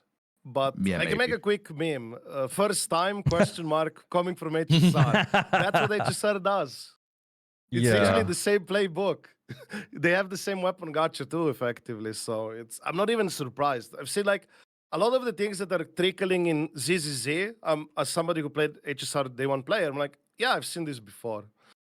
So Yeah. I'm not surprised Yeah. at all, and it's only gonna happen more and more. I would say I guess that's more the egregious, like baseline weapons. Yeah. It's kind of worrying because what Sambi's engine was like almost a 40% increase over the free to play best option. Yeah. Yeah, 40, dude. And Okay, remember, so, like, a 100% lot of- gacha as well for the weapon. Like Yeah, Wuva yeah. has that, so it does Like- alleviate it there. Yeah. for newer gotcha players, because like I've had it a lot in my streams, people will come and stream and be like, Yeah. "Oh, that's only 15% better." Is 15% really that big? It doesn't sound like a big number. It's like, no, 15% is a actually very good increase. 40 is massive. 40 is ridiculous. And actually, I this is don't- also sorry for interrupt because I think it's very important. Uh-huh. ZZZ getting 40% weapon upgrades at this stage, not even 1 year anniversary into the game, Yeah. is very concerning. It's HSR, concerning. it took over a year. I think HSR to get a 30% weapon upgrade, it was Acheron, which was 2.1 patch anniversary. This game is much more accelerated than what HSR went through. It's very worrying, Razor. Yeah, I would be concerned about this. Sorry for 100% interrupting, by the way. No, you're good, brother. Yeah. Okay. So we think we're on a slippery slope as far as the wenges are concerned. Then, see, the Yes, thing is though, is that Yeah. the reason why I think triggers is bad, right? Not bad. Like it's a good, if you wanted to pull trigger, you should probably pick up our engine. It's probably the most. You should probably also get the engine moment that we've had so far.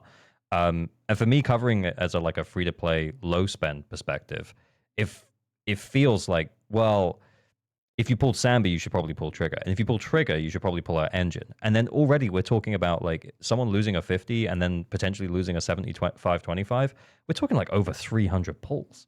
That is not, free to play low spender within one patch, And I think that's what I'm starting to struggle with is that like, and I kind of amended my approach because I remember when I first started covering the game, I was like, oh, I'll just pull one character per patch. And now I'm in a different position where I'm like, well, yeah, like imagine if you need to pull a character and the engine, and then also they back-to-back these characters that are really good together, i.e. Anby and Trigger or Evelyn and Astra. They back-to-back them together, so you have to get both of them. And I think like a free-to-play low-spend perspective now on ZZZ is more like you save until you can't clear anymore, and then you pull two characters and an engine. And here is the problem. A lot of people play the game to collect or get something to play with. Totally, yeah. And that's why you should play everybody's it. going to be like, that's the problem. If you make if the game is designed in a way where it's like, yeah, you just have to play the game for 12 months without getting anything, 12 weeks without getting anything new. A lot of people won't like that's that. a hard sell. That is a hard. I think for people coming in now, like I think it wasn't so bad at the start, but I think for people coming in now, I think it's a tough sell, and I wouldn't be surprised if we saw a player base drop off because I don't think that.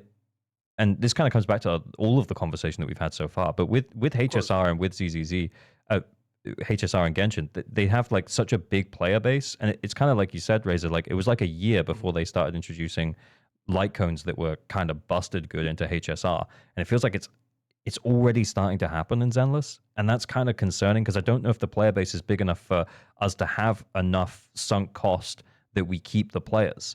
And I know I'm talking about it as if I'm a fucking game developer, and I'm of course, it's fine. It's opinionated content. It's okay. Yeah, but it's fine. I guess like what I'm trying to say is that like I think we're just gonna like people have only like the game only came out like what 8 months ago, so people are just gonna drop the game. Or they're going to get into the game and realize how many pulls they're going to need and how like the game doesn't give them enough for that, and then they're going to drop the game. And as someone who has literally only covered Zenless Zone Zero, it makes me feel like I should go and start playing Limber's Company, There's lots of upcoming gacha games you can definitely cover, yeah? Like you have an Untamed Field. There are coming some big ones as well, so absolutely. And personally, as a fellow creator, I would highly recommend to cover multiple games if you can. Yeah. It's definitely, you have so much more content as well. Yeah. If I was only stuck to HSR, I would be like, oh, Ribozo, man. Especially with how it's going now. Yeah, I guess the only issue for me is more so like there's only a couple of those bigger gacha games I'm actually interested in. Oh Yeah, I'm gonna that try really- infield Yeah. out. I'm gonna try infield out because, like you said earlier, Yeah. Razor, I got Xenoblade vibes, so I definitely Yep. will try it out. Ananta for sure. That's the one I'm most hyped for. NTE, maybe, Tower Fantasy maybe. devs, remember? Yeah. That's all you had to Um, say. Yeah, I feel like there was a Yeah, bit of hype dude. around NTE, and then I feel like I saw some creators playing it and giving feedback that it was like not ready yet. So maybe it's just cooking. Maybe it's cooking. Maybe they're cooking it up. Yeah, maybe they feel like the combat system felt a bit, I would say, on the weaker side of things. The transition system, or like when you transition from like regular city to like to fight the enemy, like in a ghostly area or whatever, the transitions like were very very nice. But I feel like the character felt out of place within the city. Meanwhile, in Ananta, the characters were like much more in place within the city. I don't know I don't know how to describe this. It's like you have like VTubers, real VTubers, like walking around in a regular city. That's kind of the vibe I got in NTE. Meanwhile, Ananta was like it just felt like they belonged there within that city. I don't know. I don't know how to explain it. Okay, yeah, that's interesting. I wanna. Can I bring up a topic real quick? Yeah, Yeah, sure. sure. Yeah, I think I still had Um, something to say on Trigger, but we can circle back around to Zenless. It is about Zenless. Oh, go for it then. So a few months ago, I did a little experiment that where I got 4 different players from my community, and they all played on the exact same account. I did it on stream. We called it a little PvP special. We did it on stream. Mhm. Everybody played on the exact same account. They used the exact same teams for 4 different modes for like 4 different like fights. They used the exact same teams, the exact same gear. The only difference was the player using the characters, right? Right. And the Yeah. reason I want to bring this up is because people will say, "Oh, time-based, like going for time or points in Deadly or Soul Shield, that's not skill-based." You'll hear that a lot. Well, on that like, little experiment I did with this PvP thing, everybody was using, like I said, the exact same account, the exact same gear, exact same characters. There was a massive difference in the clears and how much points people got. So, like some people were like some of the guys out of the 4 were, I think it was 2 of them were getting close to not getting the 20k points on Deadly Assault or clearing the Shiyu, but others were crushing it. Like one guy got like a 30-second speed run on Shiyu, and he got like 37k points with the exact same team. Like he crushed the competition. So it's like, is time based and going for points really not a expression of skill? Because like I did that little experiment to see. How do you guys feel about that? Yeah, I think it's interesting. And that kind of comes back to something that we brought up earlier, is that I hope Zenless remains a skill-based game. I hope you don't need to pull for the latest character and the newest stuff. I hope that, when there's electric weakness because Amby's just come out, that you can still clear absolutely fine with Haramata and Yanagi and use your older characters. Like, as long as we can do that, I feel okay about Zenless. But yeah, I just, yeah, at some point, that is probably going to get left behind. But I hope that we, don't get there too quick. Yeah, I can add No, something to your test, actually. You would have, I would say that the majority of the players are casual, so I would look in that test for the players that performed like probably the worst or like average, because As the like, best of the yeah, best how is they the actually do it. minority. Yeah. Like if you Mhm. balance the game around the people who are like, really, really, really good at the game, then most people will not be able to keep up unless if they like spend money or get things like more dupes or something. I think it has to be still done in a way that people, I would say above average players can still be able to comfortably doing where it's not as frustrating, because you have to remember, like, actually average, you made a video asking, like, it was long time ago. I don't exactly remember the topic, but remember the comments of how many people were saying, I play precisely Zenless Zone Zero because it doesn't take much time. A lot of people play these games because they don't have enough time in their life. They have like they're busy with other stuff, and not everybody is willing to or has the time to like. Yes, I'm gonna practice 6 hours a day Harumasa so I can able to do have a higher score, do better, right? Yeah. And that's the. I think they have to account for this majority of players to some extent, because if you would balance it around those people, like yeah, I can play this so Yeah. many hours to get good. Yeah, I feel like even just during this podcast, I was like, they Yeah. can't make gacha endgame too hard because then it would just be an unobtainable thing. Yeah, it's they play it because of like it's like actually heard also from your comments. I mean, I've seen it. People will say like, yeah, I'm playing ZZ over WoWa because or Genshin because it's not an open world game. You know, there's like doesn't take as much time because a lot of people, for example, get put away from Genshin or WoWa because of open world. They don't have the time to play that stuff. Meanwhile, with ZZZ, it's really well for them. Some people treat it as a side game. Some people have it as a main game, but they're so busy in their life that it's perfect for them. And I would not be surprised the majority of players are people who play this either as a side game or play it even as a main game where they don't have the time as much. Yeah, But they and- can still progress through the game quite a lot And to be honest, with like, the limited time. Yeah. yeah, like with limited time, if I find myself on, or there's normally a couple of days a week where I don't really have that much time, but the fact that I Yeah. can log in on my phone, get a coffee, do my scratch card, go in the HIA, tap the button on Miyabi for like a minute, and then turn the game off. And then on the weekend, you know, I can spend 3-4 hours like fucking around with Haramasa. Do you know what I mean? Like, it's great for that. Like, you can keep up with it really easily. And I hope that long may that continue. Like, you know, I feel like I've been kind of negative about Zenless, but I do love it. Although it might not always No, seem it's like fine. it. I And- don't think it'd be negative. It's just opinionated content. Like, Yeah. you can be critical about it. Like, actually, communities, a lot of people think that, like, if you criticize something you like, that it's negative. Not necessarily. No. Yeah, Yeah. I just I don't. hear that a lot. Yeah. Yeah, I like the way that the game is. I like the way it like functions. I just Yeah, yeah, me I think too. there I are love it. things in it that are telltale signs of things that could go wrong. And you know, like the fact that it's a Hoyoverse game, the fact that you know all this HSR stuff is going on, the fact that our engines are getting better and better. It just it all feels like it's going in that direction, and that is concerning. And I think we're right to be concerned. You know, sorry, Kete, I cut you off there. Wait, what? Did I? Did you say something? I don't know. No, I don't think he said anything. Your I bubble can lit if up. you I need don't me know. to. Yeah. I swear your bubble keeps lighting up, man. I didn't Okay, see it. I Sorry, guess I can talk. I got you. For me, the turning point to see like how ZZZ is gonna be is gonna be version 2.x. So like 2.0, 2.1, 2.2. I'm really curious to see the direction they go because like I said earlier with the engines, they're getting kind of ridiculous. The only one that was kind of a dud of an engine was Astra's because it was like only 2% better. Yeah. The best A rank for her. That was an But easy. everyone- Yep. Don't worry about the engine, boys. All good. Yeah, but everyone else's engine is just getting better and better and better. And I really hope they don't keep it up like that. And 'Cause honestly, it's not even just from like a gameplay perspective. Like we know, like I noticed the other day, like just in terms of the visuals as well. Like they're making a lot more. Like for the people, like we were saying, there are some people that just like to collect for, you know, collecting sake and just to like see the shiny new characters. Even the like the glow effects on the new engines are significantly more noticeable on the new agents than they are for like the older like Ellen and stuff like that. Actually, yeah, that is kind of true.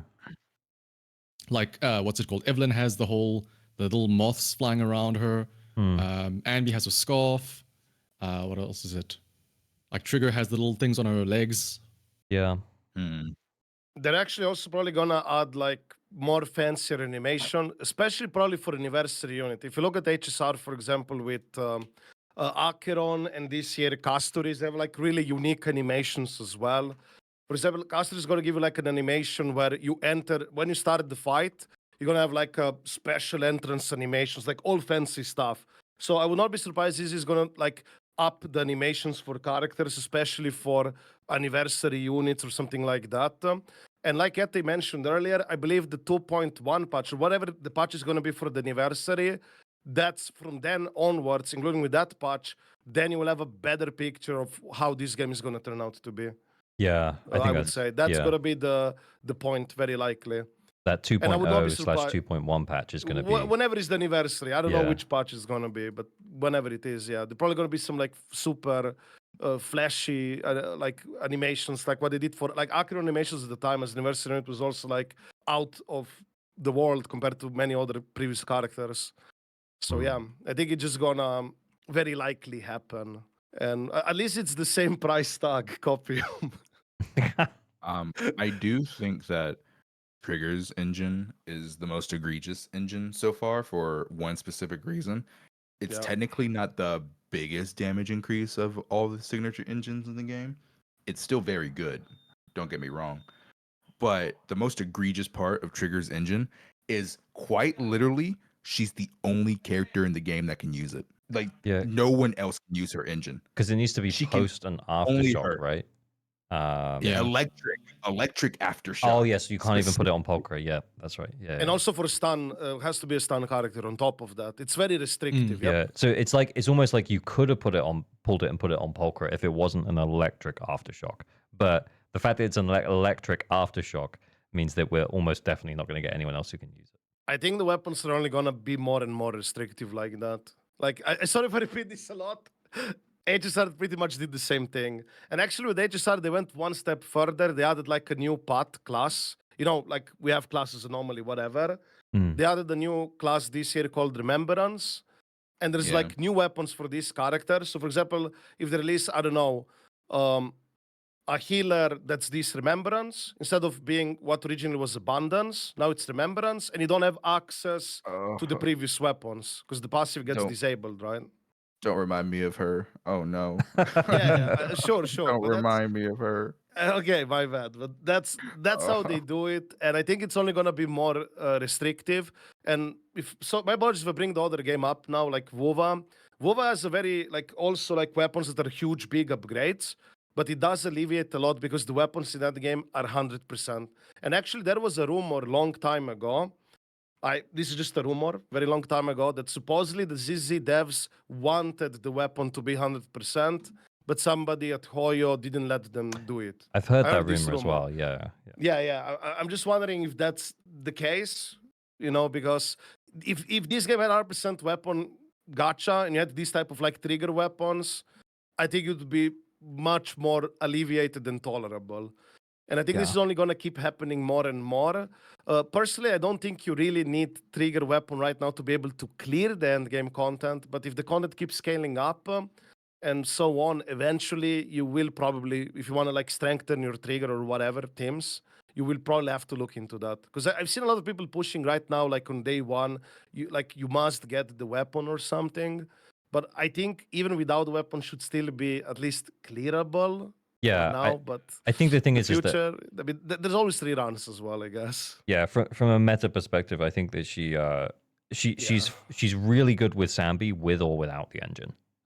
Except if you want to use her like outside of Sambi, then that's where the engine comes up clutch because that defense shred is going to be just like a huge like damage buff regardless of what team she's on. Whereas she's still pretty good with Sambi anyway. I think that's my understanding of it anyway. Yeah, but actually one interesting thing about Trigger is also she does open more team options. Like she can free your Nicole or Astra from certain teams you play. Yeah. Especially for Deadly Assault where you use 3 teams if you want to get 9 stars. I mean, if you want that, right? Yeah. It does give you more options to choose, which I think it's very nice because right now a lot of people are stuck with Astra Nicole package, and she kind of can be put in another team. For example, I don't know, Miyabi and Agi, you could slot in there, let's say, Trigger, and that would free your Astra for Evelyn. Not that you really need Astra in the Miyabi team, for example, or Nicole. I think it just gives you like a bit more options to mix and match, which is nice. But eventually they will release a new support anyway. So yeah, I think because she is so that. supportive in that way, yeah, you're right. Like she can free up one of your GOAT supports, like Astra.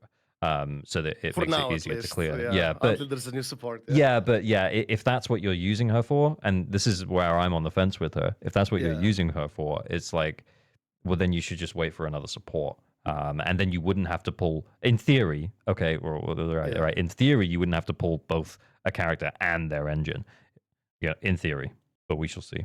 Yeah, I mean, also depends like how much people like to play or have trigger. Because at least now with trigger, you do technically have options to play outside of zombie. For example, I skipped zombie, and I will just get trigger, hopefully with weapon as well, and just play other teams with her. You know, like with Yeah, that's Yanagi fair. or Miyabi, whatever. Because I like trigger a lot. I mean, I do play Nika, so hey, She does look a bit naturally. like she's from Nikkei. Basically, yeah. I think Shanna and Kete, we've already said that you both pulling Sambi, pulling trigger because you both pulled Sambi. Yeah. I have everything ready for day one. Everything ready to go. Yeah. Are you Nice. engineing? I think now that we know though about the engine search, but the trigger's still going to be like best in slot with Ambi, with or without the engine. It seems like. What do Yeah. you say? What do you say? Are you going to go for the engine or not? Yeah, of course. I mean, Yeah, said I'm it so 100. easily. Sorry, Shanna, I missed For me, it. it'll depend on how my luck is with the Yeah. actual banner herself. Like, I want to first make sure I get a trigger so that I have an engine, or I have a trigger to put the engine on. Let me put it like that. And you did test her a bit in the early access server, Shanna. Did you? Yeah. Did you test her a bit without the engine? I watched a video. I don't. Yeah, I did try her without it, and it's 100% noticeable. Like, it's very noticeable. Well, you got to remember too, without her engine, her trigger actually does pretty decent personal damage for a stunner. Like, Yeah. I think she now The has crit rate, the the highest, crit rate matters as well. the highest personal damage of any stunner in the game now. But so not only if you don't get her engine, her personal damage goes down, her stun goes down too, because the passive in the engine gives her 20% impact. So not only is she getting that damage, she's also getting defense shred and the impact, but also her passive, her core passive, crit rate, the yep. additional ability. It's going to be extremely difficult to get to that 90% crit rate to increase her day's potential without her weapon. It's going to be extremely difficult. Like, I just don't think most players are going to be able to do it without her engine. So it's a lot of factors that goes into like not. to It's add not just the something there. defense shred. Yeah, go ahead. Sorry, my apologies. Specifically for the crit rate requirements, even if, as let's say you don't have the signature V engine, even if you don't reach critical rate all the way, she should still be good enough. And eventually, as you keep playing, you might, get lucky and get better crit roll substats.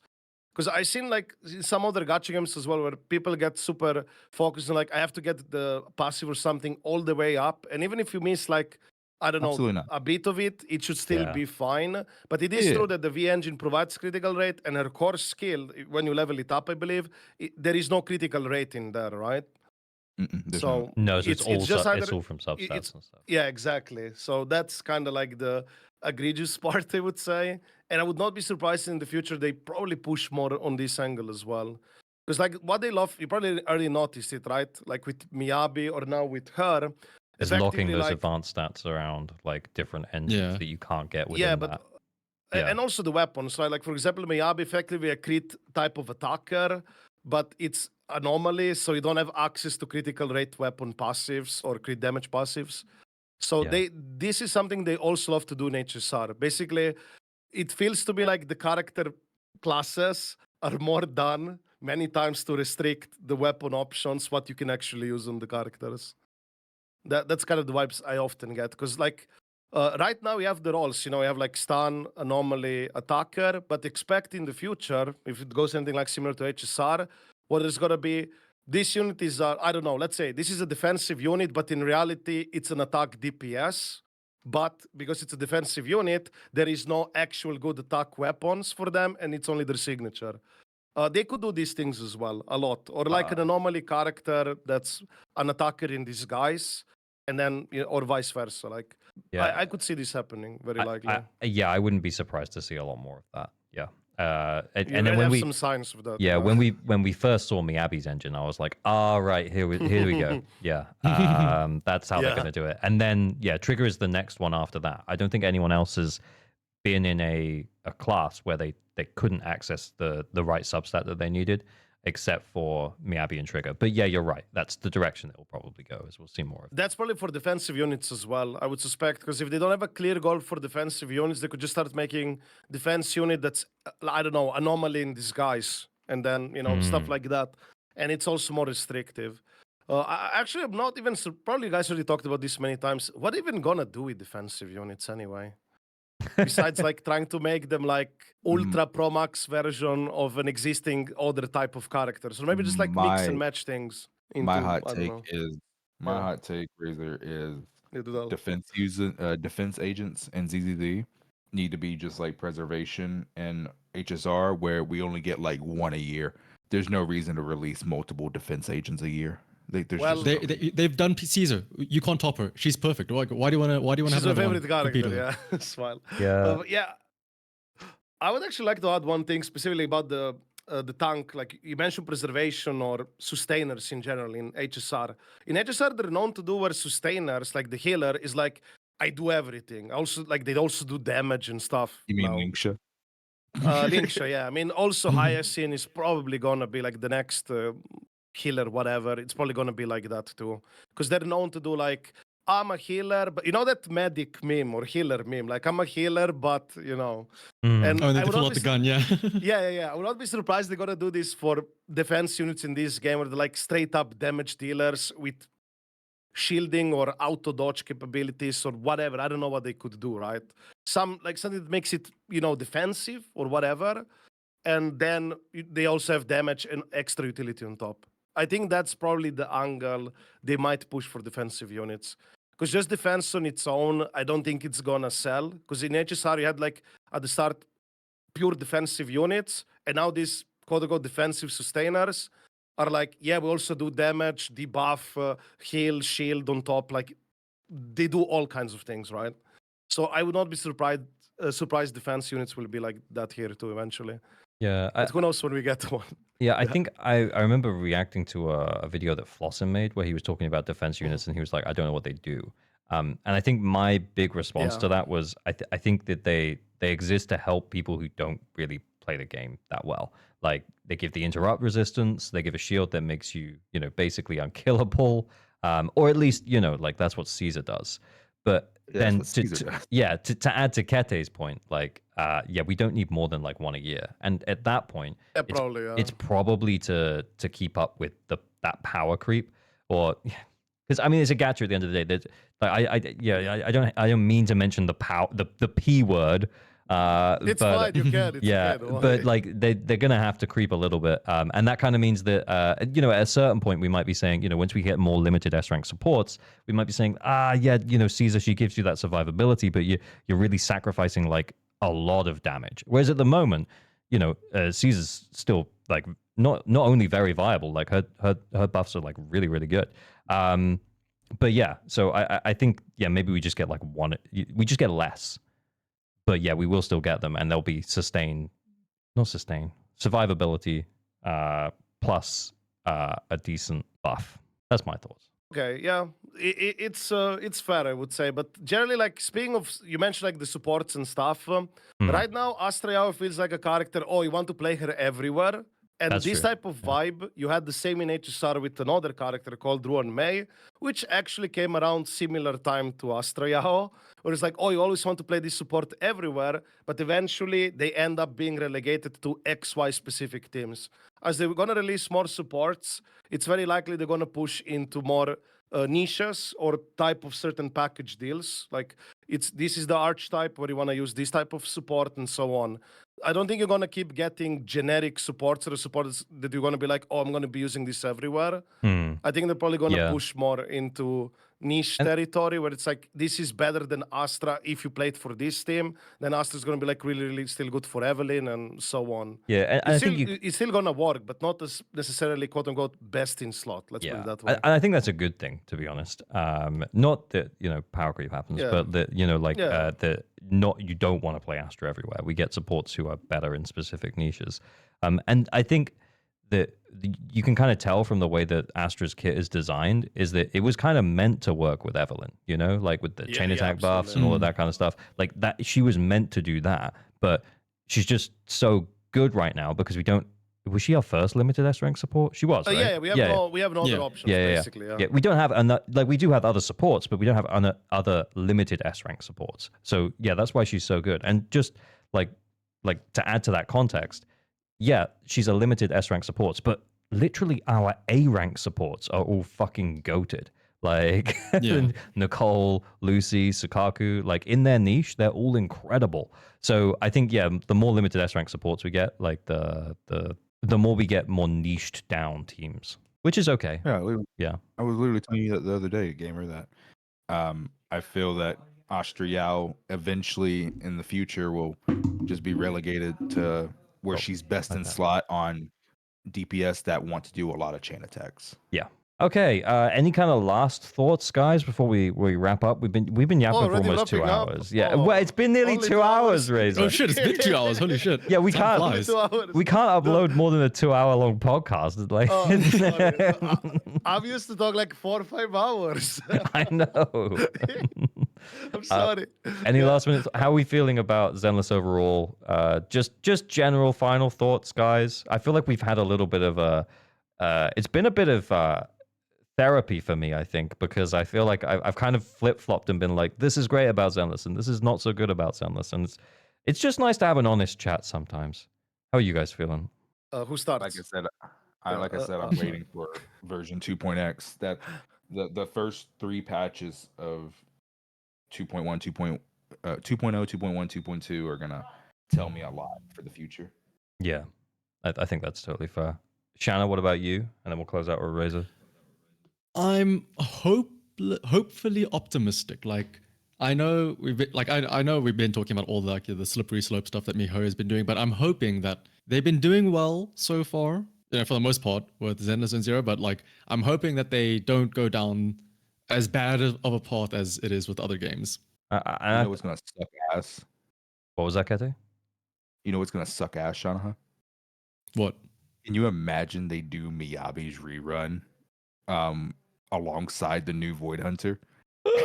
Dog. Just before. No, actually, they would do it before, like just 3 weeks before. Oh, as a bait, So, like, Yeah. They do it Yeah. in the first half of like, let's say 2.1, and the new Void Hunter comes in 2.2, which would be like the anniversary or something. That's what they'll do. Get ready. Razor, how are you feeling about Zenless? I think the game can, how about it? I'm more like what with Kate said. Basically, the anniversary, those like that patch and forward, it's gonna give us a clear picture of how the game is gonna end up. I'm not sure because obviously Zenless has less players than HSR, and I'm not sure if they like. Do they actually want to squeeze the player base that they have with being like more greedy, like what they're doing in HSR, or not? I have like it's hard to predict the future, but I would say that the things are already in place, and they can make it happen just like HSR if they want to, because the systems are in place, like with the how the weapons, like all the stuff we talked about today. It's basically all in place. It can happen, and I believe the anniversary is gonna be probably the best time to figure out like are they like chilling down on HP inflation, or they're gonna like increase it more because of that new whatever OP anniversary unit it's probably gonna be. So yeah, we'll have to wait and see. But right now, I would say I'm still somewhat hopeful, but way more skeptical than before. I got burned before with HSR, and I'm much more on, like if it happens, it happens. I wouldn't, I don't know how to say it. You're not getting your hopes up, so you don't feel disappointed. Yeah, exactly. I'm just trying to be like realistic. Like it's Hoyo. That's what they did before. Is third time the charm? I mean, technically, among their big games, I guess. Yeah, I don't know. Maybe it is. Maybe it's not. Yeah. But hopefully it's gonna be fine. But I would suspect they will probably change the gacha systems or something like that, like they did in HSR. If they keep releasing the characters this way and they go with like this HP inflation and so on. I suspect some change regarding that might happen in this game as well.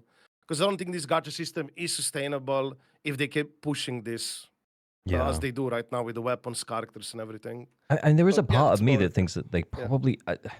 am I crazy to Yep. say that like the characters are really well designed? The animations Yeah, I are really sick. I don't... really love them, yeah. Yeah, but there's a They're part cool. of me that thinks I don't think they can keep up with the pace of 2 characters per patch. I surely hope so, because if they do, then oof. I would love to see 1 character per patch. It would alleviate so much. I know some people might be like, oh, I want more characters per patch, but with this amount of pulls, them like easing off the character releases would technically give you the ability to get more characters on your account.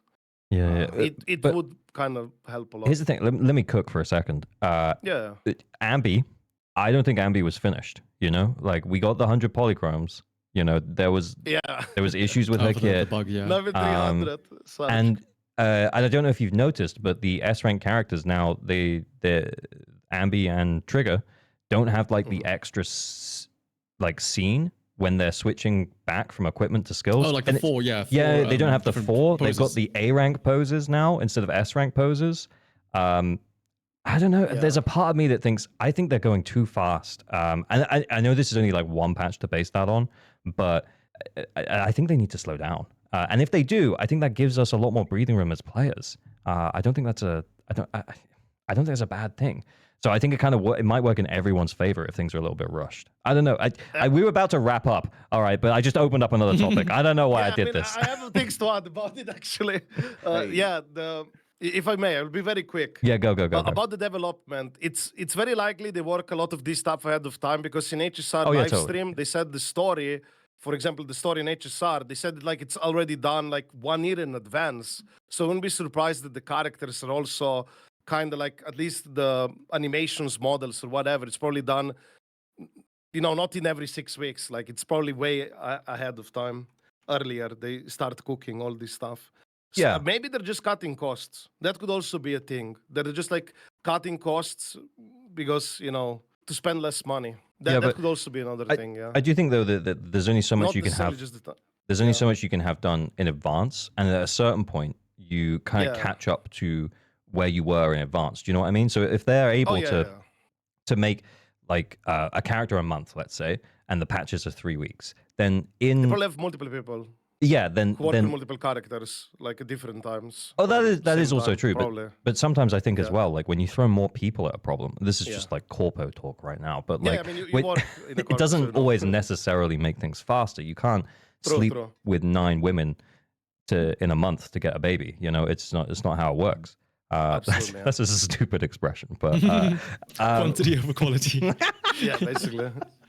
But yeah, I guess what I'm saying is that like it might just take a little bit longer, and I'd be happy to give them that breathing room. And even if they just, and I know they wouldn't do this because I know you've talked about this before, Razor, is that every single like update kind of happens in tandem. You get like you get the 1.6 update for Zenless, and then you get the every whatever 2 it weeks, is. Yeah, every 2 weeks there's a big update in a Hoyo game. I don't know, man. I feel like I'm all over the place today because I only said that. Go on, Kete. See, I would say that you can make a strong argument that Zenless doing 2 characters per patch is even more egregious than HSR because ZZZ loves putting best in slot characters right next to each other. While in HSR, Rame came out in 1.6, Harmony MC came out in 2.0. Obviously, he's free. Yeah. Firefly came out 2.2, 2.3. What? I think it was 2.3, I believe. Yeah. Yeah, and then Few came out 2.7. So like they spaced out that best in slot team, right? You didn't have to get all those characters all at once. They changed the strategy. Now it's back to back. Oh, now it is. Yeah, pretty much. Now it's like, please get. It's all changed. Now it's back to back. Now it's pretty much back to back. They're pushing very hard back to back. So never mind. So even HSR is doing it too. Okay, so perfection. Yeah, that's exactly what we needed. They take notes from each group. Like, this works. Let's put it there too. It's only a matter of time until we get best in slot characters running in the same patch. Mavwika and Sitlali. I hope not. I hope not as well. Okay. Anyway, that seems like a great place to wrap up. We're skeptics here, but I think we all really enjoy Zenless, and I'm talking for myself absolutely, mostly. Yeah. But yeah, I want it to do well. I want to keep playing it. I want to play it for a really long time. But we'll see.